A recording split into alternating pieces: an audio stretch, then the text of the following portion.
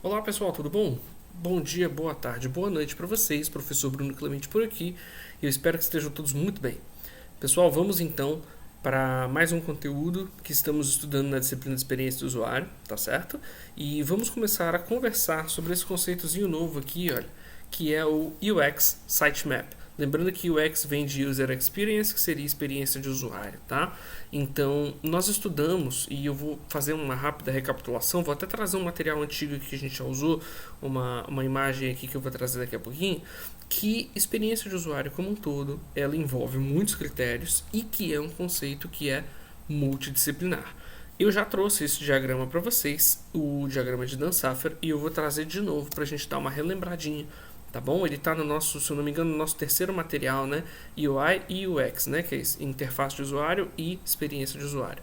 E eu trouxe esse materialzinho aqui para vocês porque eu queria que vocês observassem e relembrassem que essa circunferência vermelha representa o design de experiência. E tem algumas coisas que fazem parte, tem algumas coisas que estão fora, tem algumas coisas que estão mais ou menos inclusas, e tem algumas que estão completamente inclusas, né? Então aqui o que eu gostaria de trazer a atenção, observem essa elipsezinha verde que está em cima na esquerda, a arquitetura da informação que está aqui, olha, que esse camarada é um camarada que a gente vai estudar agora nessa ferramenta que eu vou apresentar para vocês. Tá? E eu vou explicar um pouquinho o que é, relembrar, porque na verdade a gente já falou sobre um resumo bem rápido de arquitetura de informação no passado, e em cima disso eu vou mostrar como é que a gente pode utilizar disso, que se você for observar, está bem incluso, né? Ou seja, muita coisa da arquitetura da informação está relacionada com a experiência de usuário, né? E então vamos tentar entender como é que a gente pode fazer isso para criar uma melhor experiência. Tá bom? Então, como eu mencionei, né, observe que existem várias coisas que perpassam a experiência de usuário, uma delas, arquitetura de informação, e vamos relembrar, a arquitetura da informação remete a como apresentar de uma forma prática uma informação a alguém.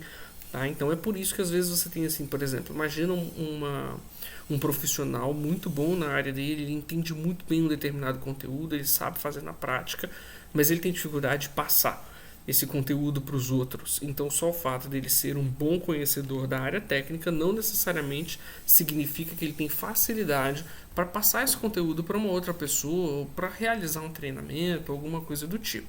Beleza? Então é muito importante, muito pessoal, que a gente saiba como enviar essa informação para os outros, como disponibilizar essa informação para os outros. Tá certo? Isso aqui está totalmente relacionado.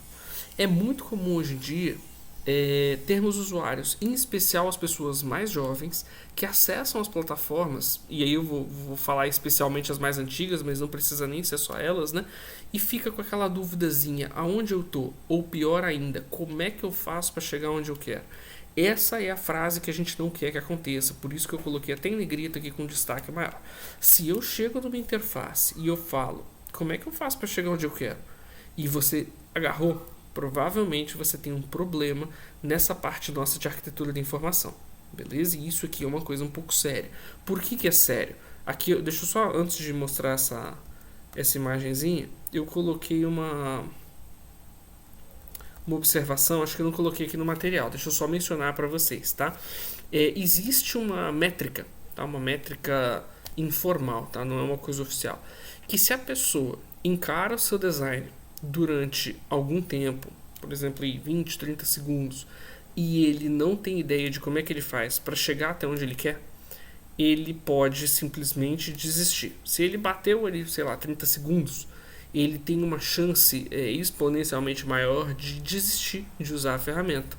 Então, isso acaba sendo um problema muito sério, tá bom? Se nós organizarmos a nossa informação de uma forma que fique mais clara, isso vai auxiliar o usuário a ficar na nossa ferramenta, porque ele vai olhar a interface e vai falar, o que eu quero deve estar aqui, e ele clica e realmente aparece, e aí na hora que aparece ele fica satisfeito e ele consegue progredir. Se você está tentando fazer e está conseguindo, isso é um excelente indicativo. Você vai continuar animado porque você está fazendo e está dando certo, e você vai continuar fazendo e vai continuar dando certo, você vai sair satisfeito.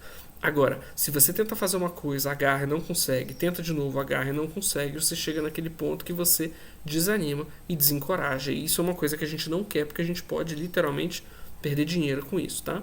Eu estou mostrando aqui para vocês um exemplo de um print do Windows, tá?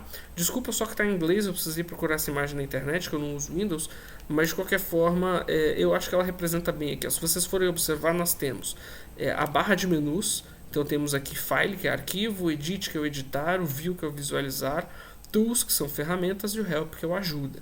Quando eu clico numa opção dessa, por exemplo, cliquei no View, ele abre essa barra secundária, que é o que ele chama de menu drop-down, tá bom? E aí quando eu exponho todas essas opções aqui nesse menu drop-down, eu posso ir num determinado item e clicar, se for um item clicável, ou se ele tem essa setinha para a direita, eu abro um novo submenu referente àquele item de menu. Então esse é um exemplo muito bom de como é que a gente pode fazer para organizar um volume muito grande de informações dentro de uma estrutura um pouco mais fácil de utilizar. Então se eu estiver querendo mexer, por exemplo, com a ordenação dos meus itens, faz sentido que eu vou na aba de visualizar, porque eu estou querendo ordenar, significa estou mexendo na visualização, e aqui dentro eu vou procurar o item chamado ordenar por, e dentro de ordenar por me traz uma lista de critérios. É intuitivo, então, que escolhendo um desses critérios eu vou conseguir ordenar por esse critério e obter a visualização que eu quero, tá bom? Então aqui é um exemplo de como fazer. Imagina o quão ruim seria se todas essas opções aqui estivessem na barra de menu aqui em cima. Seria impossível encontrar as informações, a experiência seria péssima e o usuário provavelmente se sentiria desencorajado. Beleza? Então eu vou encerrar o vídeo por aqui, pessoal, para a gente não ficar com ele comprido demais. Daqui a pouco a gente volta e continua discutindo sobre esse assunto, tá bom? Se vocês tiverem alguma dúvida, algum comentário ou alguma experiência e quiserem compartilhar, fiquem à vontade para colocar então aqui nos comentários, tá bom? Valeu então, pessoal, grande abraço e até mais.